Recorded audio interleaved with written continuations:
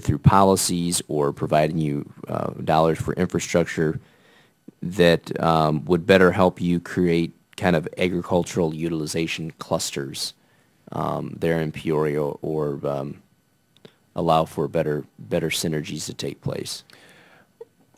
Thank you, Congressman. We are always looking for opportunities to partner with small business and with creative companies such as BMI in the development of technologies that come out of our research center.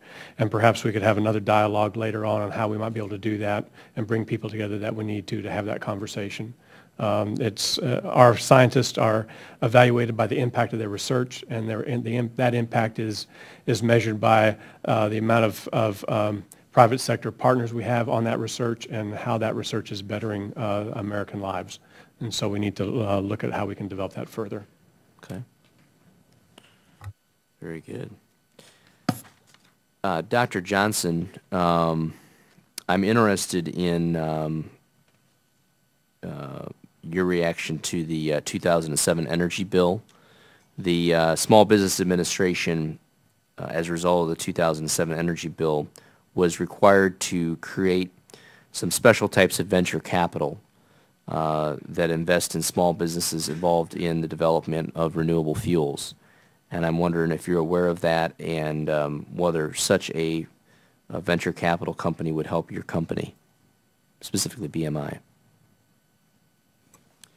We are aware of that. One of the challenges for most venture capital systems and programs is that they require that there be a large body of intellectual property protection that is a barrier to entry from other companies.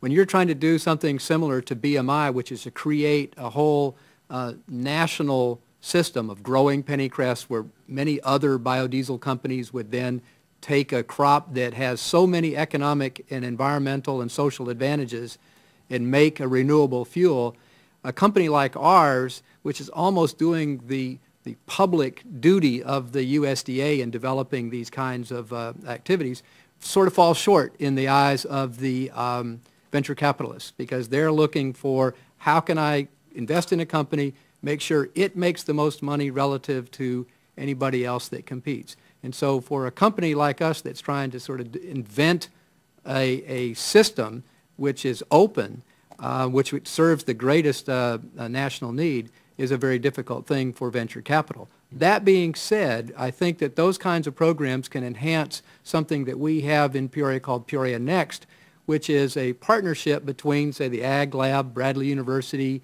Caterpillar Research and Development, the hospitals, where we're trying to actually create a business cluster around the research and development technologies. One of the things that Peoria Next lacks is sort of operating funds to develop the relationships between the Ag Lab, the scientists at Bradley University, the scientists that are at Caterpillar, where they can create businesses so that those businesses can then grow and compete for opportunities. So those kinds of sort of nurturing of that infrastructure to grow clusters is something that's a shortfall in our region, and would be very helpful to growing small businesses that are particularly around science, technology, and agriculture. Very good. That's all I have. Great. Well, this is very helpful to us, and I want to thank again our panelists for taking the time to be here today and for the hard work that you're doing out in our communities to try to spur innovation. I appreciate you being here and sharing your thoughts and your expertise with us, and wish you all a very safe trip back home. Thank you very much for being here.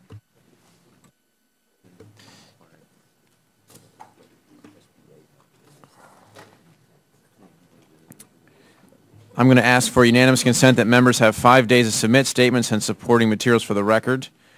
Without objection so ordered, this hearing is now adjourned.